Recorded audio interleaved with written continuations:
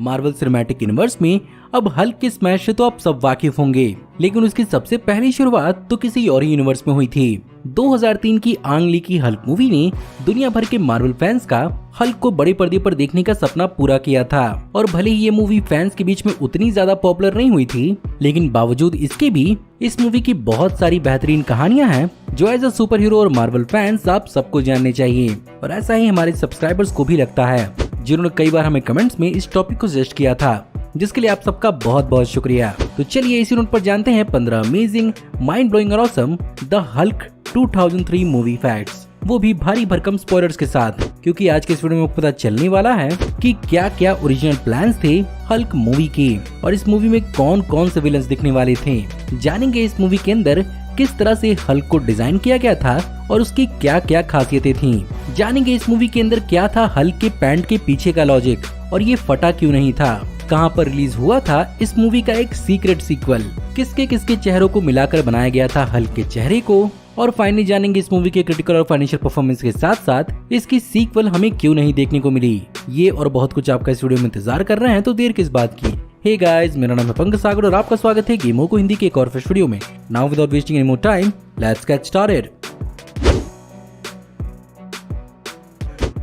2003 के आंग ली के हल्क मूवी के बनने की शुरुआत एक्चुअली साल 1990 में ही शुरू हो गई थी, जहां पर 1992 में यूनिवर्सल पिक्चर्स ने इसका जिम्मा उठाया था और यहां पर माइकल फ्रांस को इस कहानी को लिखने के लिए चुना गया था। और जैसा कि इसकी मूवी 2003 में रिलीज हुई, जाहिर सी बात है इसकी डेवलपमेंट में बहुत सारे उतार चढ़ाव झेलने पड़े और यहाँ पर अलग अलग स्क्रीन राइटर्स ने इस मूवी के लिए अलग अलग आइडियाज और स्टोरी लाइन्स को कंसिडर किया था। और फाइनली इसकी कहानी को जेम्स कैमस, जॉन ट्रूमैन और माइकल फ्रांस के आइडियाज से मिला जुला कर बनाया गया और फाइनली 2001 में डायरेक्टर आंग ली को इस मूवी को डायरेक्ट करने के लिए चुना गया, जो रिसेंटली अपनी crouching tiger hidden dragon movie के लिए फेमस हुए थे।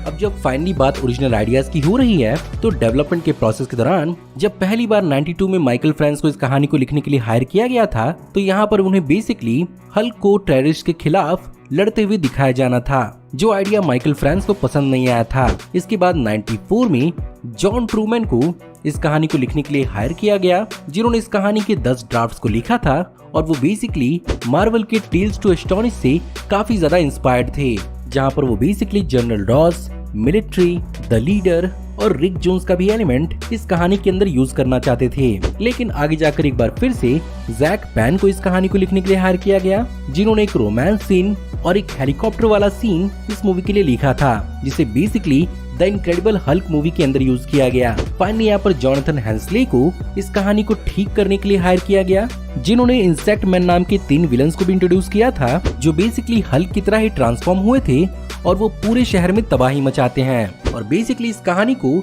एक्चुअली फाइनल कर भी लिया गया था और मेकअप, प्रोस्थेटिक और कंप्यूटर एनिमेशन से इन कैरेक्टर्स को दिखाया भी जाना था, जिसमें एक्चुअली डेवलपमेंट में $20 मिलियन ऑलरेडी खर्च हो भी चुके थे। लेकिन बजट को कम करने के लिए इस कहानी को एक बार फिर से लिखा गया, जहां पर फाइनली माइकल फ्रांस ने इस कहानी में उसके और उसके पिता के एलिमेंट को लिखा और आंग ली के मूवी के लिए इस मूवी के अंदर द लीडर, जैक्स और एब्जॉर्बिंग मैन तीनों विलन्स को लिखा गया था। लेकिन फाइनली यहाँ पर एब्जॉर्बिंग मैन को हल्क के पिता के रूप में बनाया गया।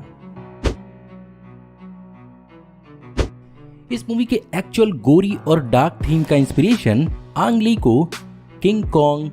Frankenstein, Jekyll Hyde, beauty and beast, Faust और ग्रीक माइथोलॉजी की कई सारी कहानियों से आया था, जिसने इस मूवी को बहुत ही ज्यादा डार्क बनाया था और ऑडियंस के टेस्ट के हिसाब से ये चीज थोड़ी ज्यादा हो गई।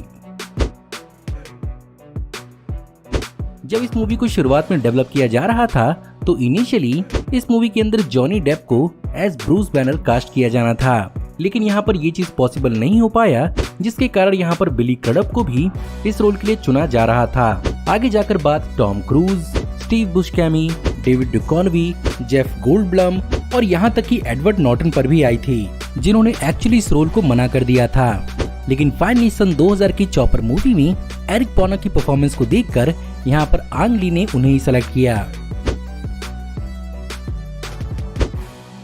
इस मूवी के अंदर ब्रूस बैनर के हल्क के उसके पिता के साथ एक बहुत ही सैड रिलेशनशिप को दिखाया गया था, लेकिन आप ये नहीं जानते होंगे कि कॉमिक बुक के अंदर उसके पिता का नाम एक्चुअली डेविड बैनर नहीं बल्कि ब्रायन बैनर है। लेकिन यहाँ पर मूवी के अंदर इसके नाम को एक्चुअली बेस किया गया है 1970s के बिल बिग्सबी के हल्क टीवी शो पर, जहाँ पर कॉमिक से हट के यहाँ पर ब्रूस बैनर को डेविड बैनर के रूप में बुलाया गया था।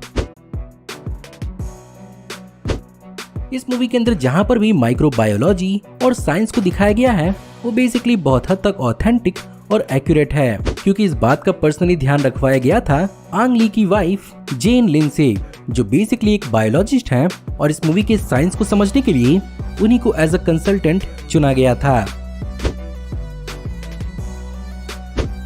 आंग ली ने इस मूवी के अंदर एक खास और अनोखी विजुअल टेक्निक को इस्तेमाल किया, जहां पर कई अलग अलग सीन्स में स्प्लिट स्क्रीन्स का इस्तेमाल किया गया है, जो बेसिकली कॉमिक बुक के पैनल्स का फील देता है। लेकिन ये चीज एक्चुअली मूवी के अंदर करना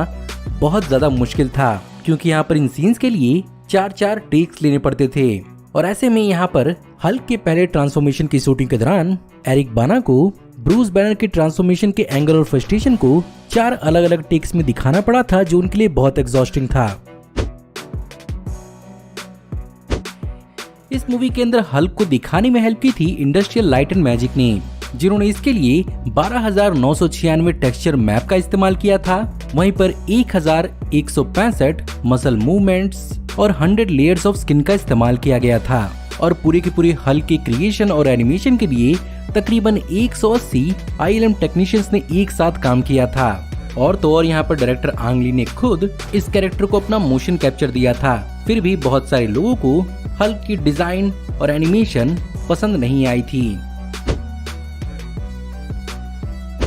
वहीं पर जैसा कि अब मार्वल सिनेमैटिक यूनिवर्स में हल्क के चेहरे को मार्क रफेलो के चेहरे के सिमिलर बनाया गया है, इस मूवी के अंदर एक अलग ही अप्रोच अपनाया गया था, जहां पर इसमें डायरेक्टर आंग ली, एरिक बाना और इस मूवी की फीमेल लीड यानी बेटी रॉस का रोल प्ले करने वाली जेनिफर कॉनली के चेहरे को मिलाकर बनाया गया था। इसी मूवी की रिलीज के दौरान हल्क के ऑफिशियल फिजिकल स्टैट्स को भी रिलीज किया गया था, जहां पर इसका वजन तकरीबन 1500 किलोग्राम बताया गया था। वहीं पर उसका प्रेशर पर स्क्वायर इंच 14 टन था। उसके स्किन को केवलार के बराबर मजबूत दिखाया गया था और उसकी लंबाई को मैक्सिमम 15 फीट के आसपास दिखाया गया था, जहां पर इस हल्क की खासियत यही थी कि जितना गुस्सा होता है उतना ही ज्यादा बढ़ता है।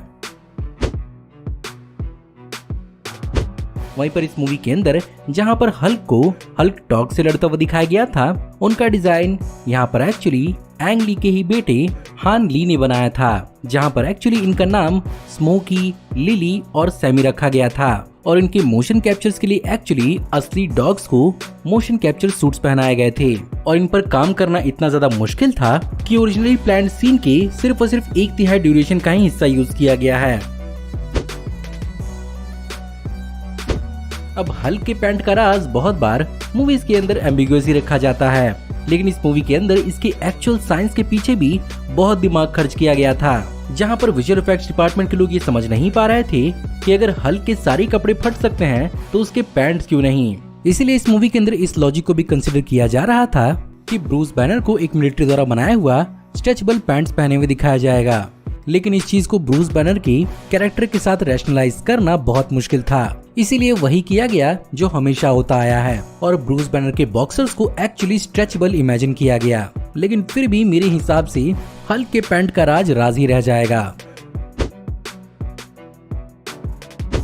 अब of course her super hero movie की तरह इस मूवी के भी सीक्वल को प्लान किया गया था, जहां पर एक्चुअली इसे 2005 में रिलीज किया जाना था, जहां पर एक्चुअली प्लान किया गया था कि यहाँ पर हल्क अपने एक अलग ग्रे हल्क पर्सोना को कन्फ्रंट करता। लेकिन जब पहली मूवी की क्रिटिकल और फाइनेंशियल परफॉर्मेंस खराब रही तो यूनिवर्सल पिक्चर्स को इसकी दूसरी मूवी बनाने की हिम्मत ही नहीं हुई और टाइम पर इसकी दूसरी मूवी रिलीज न होने के चक्कर में इस मूवी फ्रेंचाइजी को द इनक्रेडिबल हल्क के रूप में रिबूट किया गया। लेकिन यहाँ पर इसका मतलब ये नहीं है कि इस मूवी की सीक्वल हमें देखने को नहीं मिली थी, बस फर्क इतना है कि इसे एक अलग फॉर्मेट में रिलीज किया गया था, जहां पर द हल्क वीडियो गेम को limited tie and comic series the gamma games के साथ रिलीज किया गया था, जो बेसिकली इसकी ऑफिशियल सक्सेसर है। और इस गेम को बेसिकली क्रिटिकली बहुत ज्यादा प्रेज किया गया था, लेकिन यहाँ पर इतना ही काफी नहीं था इस मूवी की सीक्वल को ग्रीन लिट करने के लिए। अब फाइनली बात करें क्रिटिकल और फाइनेंशियल परफॉर्मेंसेस की, जहां पर इस मूवी को 137 मिलियन डॉलर्स की बजट पर बनाया गया था, लेकिन यहां पर बॉक्स ऑफिस पर 62 मिलियन डॉलर्स के साथ इसकी ओपनिंग वीकेंड रही। और जैसा कि ये मूवी ऑडियंस के बीच में कुछ खास साबित नहीं हुई थी, इसे 65% तक का दूसरे वीकेंड में ड्रॉप झेलना पड़ा था, जिसके कारण इसने नॉर्थ अमेरिका में 132 मिलियन डॉलर्स और पूरी की पूरी दुनिया में 113 मिलियन डॉलर्स कमाए थे, जो इसे 254 मिलियन डॉलर्स के आसपास तो ले आई, लेकिन मूवी के प्रोडक्शन और मार्केटिंग के खर्चे को मिलाकर भी ये प्रॉफिट सफिशिएंट नहीं था, जिसके कारण इसकी कहानी को आगे नहीं बढ़ाया गया। बात करें अगर क्रिटिकल परफॉर्मेंस की, तो ये मूवी ऑडियंस को कुछ खास पसंद नहीं आई थी और इसे कोई खास अवार्ड या नॉमिनेशन नहीं मिली थी।